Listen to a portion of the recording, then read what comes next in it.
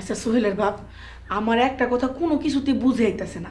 এই কানা বললিগে এত সাজগোজ, গহনাগাটি, ফুলের বাসরঘর, এত কিছু কেন করা লাগবো? কানা বউকে এই সাজগোজ এত কিছু দেখতে পাইবো? হাটে গরু উঠানের আগে নতুন দড়ি, গরুর গলায় মালা, এইগুলা কেন দেয় জানো? ও বুঝছি। বুঝলে বাড়তি কথা কইও না, আগে বায়না করতে দাও। তা তুমি যে চেয়ারম্যানরে কইলা পরে বড় করে অনুষ্ঠান করবা, কেমনে করবা? তোমার কাছে তো ফুটা পয়সাও সঞ্চয় নাই। পরে তো হইব চেয়ারম্যানের মাইয়ার বিদায়ী অনুষ্ঠান। চেয়ারম্যান তার মাইয়ার চোখের পানি ছাড়া কোনো খরচা নাই।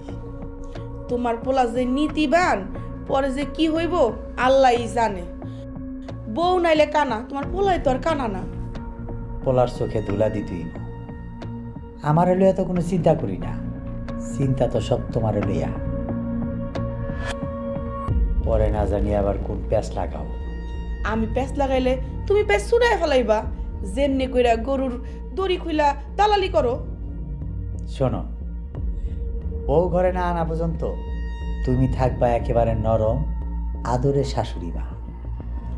এইটাই তো হলো বড় সমস্যা। আমি তো নিজের বেশিক্ষণ নরম রাখতে পারি না, আর আমার একমাত্র পোলার কানা বউ হইব, এইটা মনে পড়লেই তো আমার মাথায় আগুন জ্বলে যাইতাছে। তোমার এই আগুনে আমাকে সব চাইব পুইরা।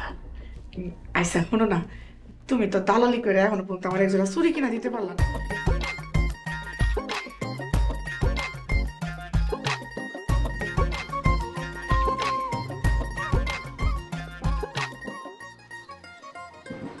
সালাম ভাই, আপনার মায়া জামাই বিদেশ যাবো কবে? শুনছি নাকি ইউরোপ যাইবো। তা তো আপনার মায়ের কপাল অনেক ভালো। ইউরোপে যাইতাছে না জাহান নামে যাইতাছে এটা আমার জানার দরকার নাই। মায়া জামাই রে বিদেশে যাওয়ালা টাকা দিছেন, এখনো রাগ কমনে আপনার? আমার তো মাইয়াই নাই, মাইয়ার জামাই তো দূরের কথা, আর তুমি আইছো মাইয়ার জামাই টাকার কিচ্ছা লইয়া। আহাই, এটা কি কন আপনি? কি কই বুঝো না? তুমি কি আমার বাড়িতে আই আমার মাইয়ার বিয়ার দাওয়াত খাইছো, নাকি আমার লগে আমার বিয়ে বাড়িতে গিয়া বিয়ার দাওয়াত খাইছো? ওই জানোয়ারটায় আমার মাইয়ারে আমার কাছ থেকে জোর করে খাইরা লইয়া গেছে, আর তুমি আইছো এই জামাইয়ের কথা লইয়া আমার কাটা গায়ে নুনের ছিটা দিতে। আহাই, এটা কি কন আপনি? আমি তো চেয়ারম্যানের কাছে বিচার দেবো। কার নামে বিচার দিবা? আমার নামে বিচার দিবা? আমার মাইয়ারে মাইনা নি নাই সেই লেগা বিচার দিবা? আরে আপনার জামাই মনির আপনার কথা কইয়া আমার থেকে 3 লাখ টাকা নিছে সুদে। আপনারে গ্রামের ভালো মানুষ জানে, মানিক ভাইয়া তো ভালো লোক। তুমি কি দেখছো কোনোদিন কারো কাছ থেকে আমারে 2 টাকা ধার নিতে, তাও আবার সুদে? বাপ পোলা ভাইয়া খাইয়া না খাইয়া দিন পার করতেছি, তাও কার কাছ থেকে কোনো রকমের ধার দেনা করি নাই। আমি ভাবছিলাম মায়ের ভবিষ্যতের কথা ভাইবা আমার কাছে পাঠাইছেন জামাইরে। আমার সাথে এত বড় বাট পারে? আমি চেয়ারম্যানের কাছে যাইতেছি, আমার 1 টাকা হজম করতে পারবো না।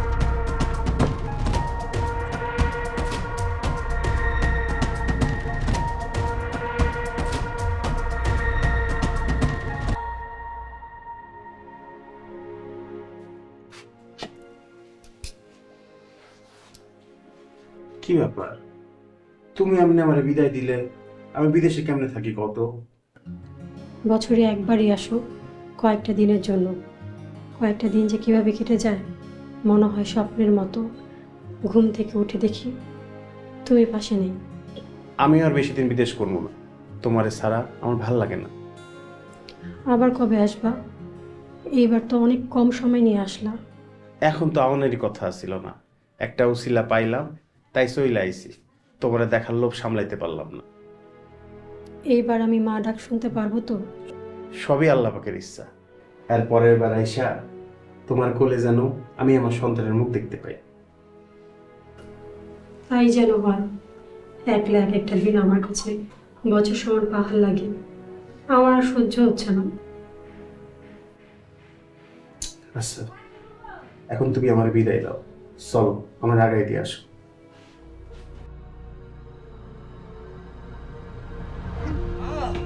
মা, ও মা, মা গো, ও মা।